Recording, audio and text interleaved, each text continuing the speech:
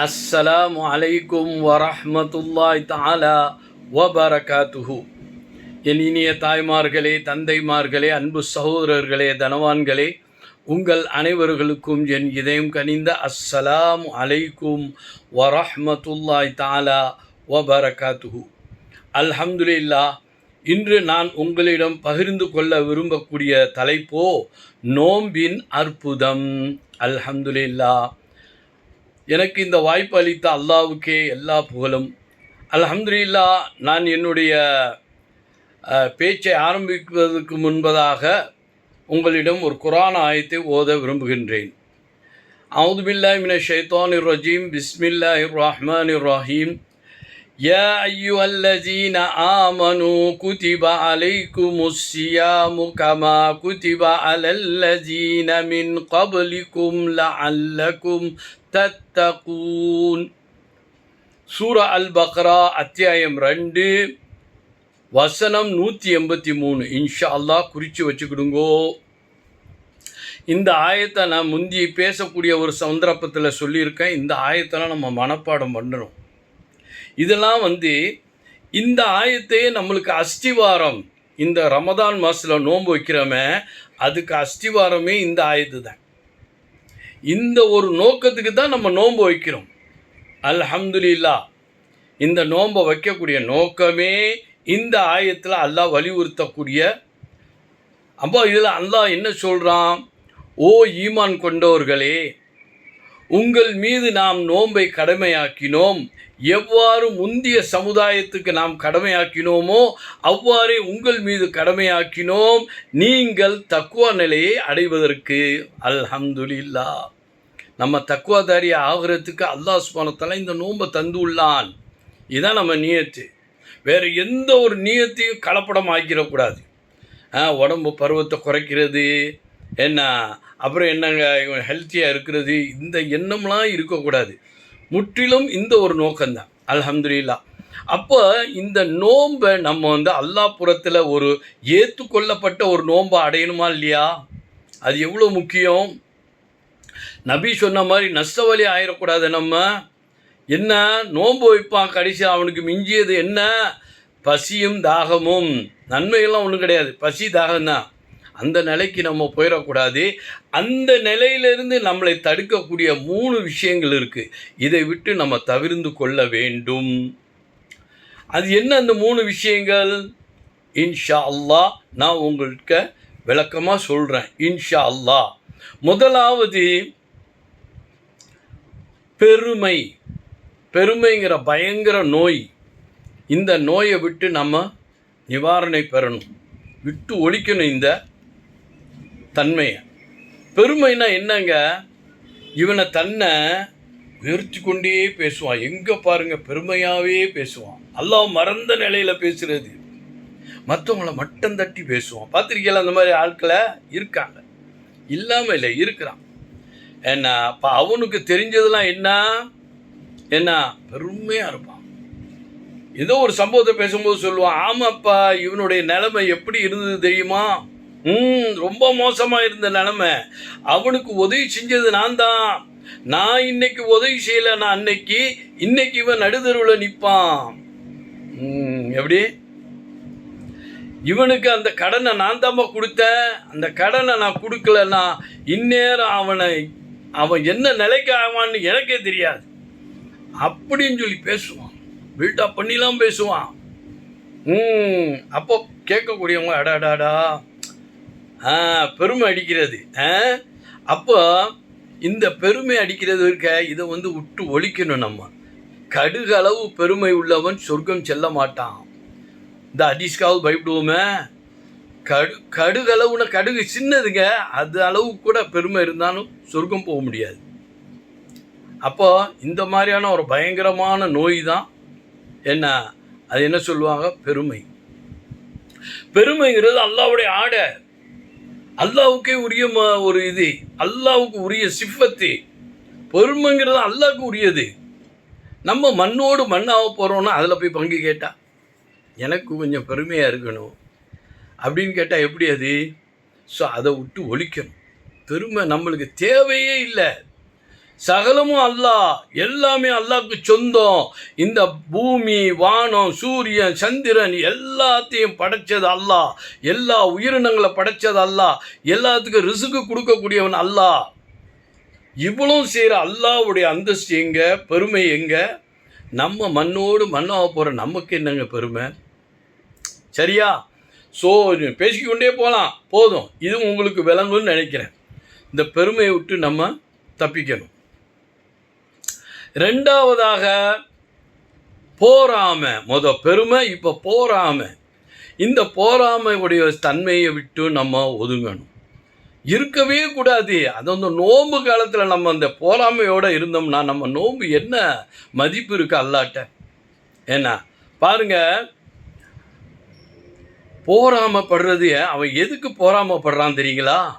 அவனுக்கு பிடிக்காத ஒருத்தன் இருப்பான். அவன் நல்லா இருக்கிறத பார்த்தா இவனுக்கு சகிக்காது. இவன் கஷ்டப்படக்கூடாதா, இவன் ஏதாவது ஒரு நோயில் விழுந்து அவஸ்தைப்படக்கூடாதா, அந்த அளவுக்கு வெறுக்கிறான் அவனை.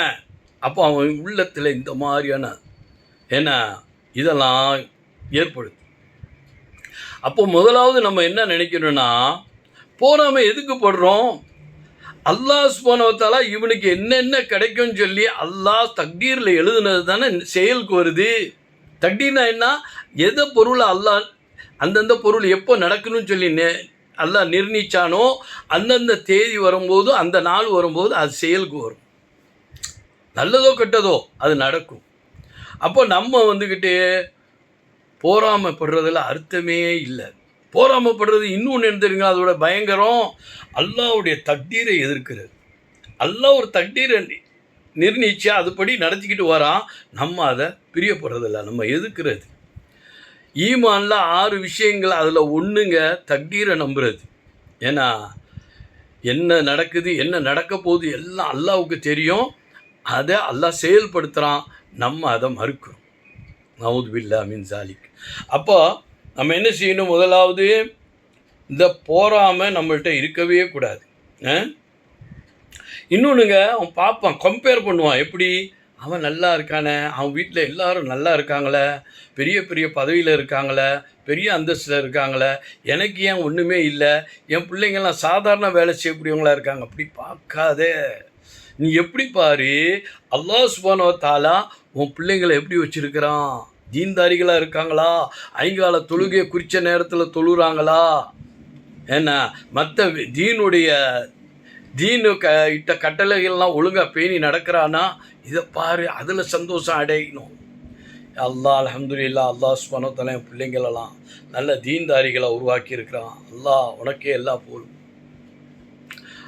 அவனும் அவன் பிள்ளைகள்லாம் பெரிய பெரிய படிப்பு, பெரிய பெரிய பதவியில் இருக்கான். அவன் வீட்டில் இல்லாத பதவி இல்லை. லாயர் இருக்கிறான், இன்ஜினியர் இருக்கிறான், டாக்டர் இருக்கிறான், பெரிய லெக்சரர் இருக்கிறான், பெரிய பிஸ்னஸ் மெக்னேட், வியாபாரத்துறையில் முன்னேறணும் எல்லாம் இருக்கான் ஒரு ஃபேமிலியில். அப்போ அல்லாஹ் அவங்களுக்கு வச்ச சோதனை. இந்த மனுஷன் எல்லாத்தையும் கற்றுக் கொடுத்து தீனையும் கற்றுக் கொடுத்துருந்தா அல்ஹம்துலில்லாஹ். ஆனால் தீனை ஒதுக்கி விட்டு இதெல்லாம் கொடுத்து அவனை உயர்த்தி விட்டானே, ஆனால் அவன் தீனை அமல் செய்யலைன்னா இவனுக்கு அந்த பாவம் சேரும். தீனை அமல் செய்யலைன்னா என்ன ஆகுங்க? அதாவது என்ன சொல்லுவாங்க, அது நம்ம அமல் ஜாரியாங்குவாங்கள்ல, அதில் ஒன்றுங்க, பிள்ளைங்களுடைய துவாவை, சாலையான பிள்ளைங்களுடைய துவாவை எல்லாம் அங்கீகரிக்கிறான். அப்போ நீ தீனை கொடுக்கலன்னா, நீ மௌத்தா போனேன்னா உனக்கு அவன் துவா செய்வானா? அவன் துவா செய்ய மாட்டான். அவர் ஆன்மிஷாவை கூப்பிட்டு வாங்க, 40 நாளைக்கு உட்காந்து ஓதுறிய சம்பிரதாயம் அப்படி தானே சொல்லுது. சரி, 40 நாள் ஓதுங்க, எவ்வளோ வேணும் உங்களுக்கு? அவர் சொல்லுவார், ஒரு குறித்த தொகை அவ்வளோ, அதை விட டபுளாக தரேன், கரெக்டாக ஓதிட்டு போகணும் அப்படின்னு சொல்லலாம். சரி, இது உங்களுக்கு என்ன பயன் அளிக்குது? அல்லாஹ் சொல்கிறான், சாலையான பிள்ளையோடைய துவா. அப்போ அது கிடைக்கிறதுக்கு வாய்ப்பு இல்லாமல் போகுது. பற்றியலா? அதனால் போராமப்படவே கூடாது. இதெல்லாம் அல்லாஹ்வுடைய செயல்.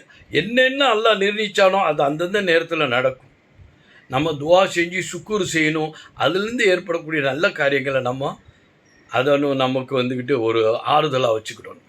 இன்ஷா அல்லாஹ். போராமை. 3வது ஒன்று இருக்குங்க. 3வது என்ன இருக்குது?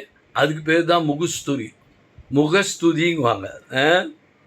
அப்போது முகஸ்துதினா திதா இஹ்லாஸ்லாம் இஹ்லாஸ் இல்லாத செயல்பாடுகள் எல்லாம் பேரும் புகழுக்காகவே செய்கிறது. இது சில ஆள்கிட்ட இருக்குது. இந்த நோயும் இருக்குங்க. நம்ம இதை விட்டு தவிர்த்து கொள்ளணும். இது எல்லாத்தையும் வீணாக்கிறோம். இஹ்லாஸ் இல்லைன்னா என்ன அது? இன்னமல் அமாலு பின்னியத். ஒரு நியத்தை கொண்டு தான் எல்லாம் செய்யணும். நீ என்ன நியத்தில் செய்கிற அதுதான் பிரதிபலிக்கும். அப்போ இந்த மனுஷன் என்ன செய்கிறான்? எதை செய்தாலுங்க அவனுக்கு 10 பேர் பார்க்கணும், அவனை புகழணும், பேரும் புகழும் கிடைக்கணும். இதுக்கே அவன் வந்துக்கிட்டே பிரியப்படுவான். எந்த அளவுக்குன்னா இப்போ போகிறான், ஏன்னா தொழுகிறாங்க. தொழுகையை பற்றி எல்லாம் குரானில் சொல்கிறான். இவன் ஆளுங்க பார்த்து அவனை பாராட்டணும், புகழணும்னு சொல்லி விரும்பப்படுறவன் தொழுகை ரொம்ப அழகாக இருக்கும். தொழுகையை 10 பேர் பார்க்குறான்னா அவன் தொழுகை இந்த ருக்கு சுஜூதி அப்பா பார்க்குறோன்னு பார்ப்பான். பத்தியா அப்படி தொழுகிறான்னு. அதாவது இந்த இஹ்லாஸ் தன்மை இருக்க, இது அல்லாவுக்கும் தன் அடியானுக்குள்ள ரகசியமான தொடர். யாருக்குமே தெரியாது. நபி ஸல்லல்லாஹு அலைஹி வஸல்லம் தெரியாது. நபி ஸல்லல்லாஹு அலைஹி வஸல்லம் பக்கத்தில் ஒரு முனாஃபிக் நின்று தொழுவான், ரசூலுல்லாஹ்க்கு தெரியாது. அப்படி ஜிப்ரீல் அலைஹிஸ்ஸலாம் வந்து சொன்னாதான் சரிங்களா? அப்போ உள்ளம் சம்மந்தப்பட்ட விஷயம். அப்போது அவன்கிட்ட வந்துக்கிட்டு என்ன சொல்லுவாங்க, முகஸ்துதிக்காக செய்யக்கூடிய எல்லா செயல்பாடும் எல்லாமே வேஸ்ட் ஆயிரும். எந்த அளவுக்குன்னா ஆக்கிரத்தில் கொண்டு வந்து நிறுத்தப்படும். இவனை தான தர்மங்கள் அப்பா அவ்வளோ தான தர்மங்கள் செய்திருப்பான். மக்கள் பார்க்குறானா, 10 பேர் பார்க்குறானா, அப்படித்தான் வழங்குறது. பார்க்குறவங்க ஆஹா எப்படியாப்பட்ட தர்ம கருத்தாப்பா பாருங்கப்பா எப்படி வழங்குறா அப்படின்னு அவனுக்கு சந்தோஷமாக இருக்கும். எல்லாம் புரிஞ்சு கொள்றதெல்லாம் அதெல்லாம் தேவையில்லைங்க. இங்கே மக்களுடைய பேரும் போல எனக்கு கிடைக்கணும். இப்படி எத்தனை பேர் இருக்காங்கங்க. எவ்வளோ பெரிய நஷ்டம். செய்கிறது நல்ல காரியம், ஆனால் உன் நியத்து சரியில்லையே. அதனால் என்ன, இஹ்லாஸான தன்மை அடைவதற்கு நம்ம என்ன செய்யணும்? அந்த இடத்துல அல்லாஹ், யா அல்லாஹ் நான் செய்யக்கூடிய எந்த செயல் உனக்காகவே செய்கிறேன். அல்லாஹ் ஏதோ இதில் குறைபாடுகள் சைத்தானுடைய ஊசலாட்டங்கள் இருந்தால் என்ன மன்னிச்சிட அல்லாஹ், என்னுடைய செய்கையை ஏற்றுக்கொள்ள அல்லாஹ், உனக்காகவே நான் செய்கிறேன் அல்லாஹ் சொல். என்ன, அதனால் நம்ம இதுலேயும் ரொம்ப கவனமாக இருக்கணும். இந்த 3 விஷயங்களை நான் சொல்லி நான் முடிக்கிறேன். அடுத்தபடியாக நமக்கு இந்த நோன்பை வச்சா நம்மளுக்கு கிடைக்கக்கூடிய பலன்கள் என்ன, அது நம்ம நோக்கம் இல்லை. இருந்த போதிலும் நமக்கு கிடைக்கக்கூடிய பலன்களை உலக விஞ்ஞானிகள் ஆய்வு செய்து என்ன சொல்கிறாங்க அதை 2வது பகுதியில் உங்கள்கிட்ட பேசுவேன்.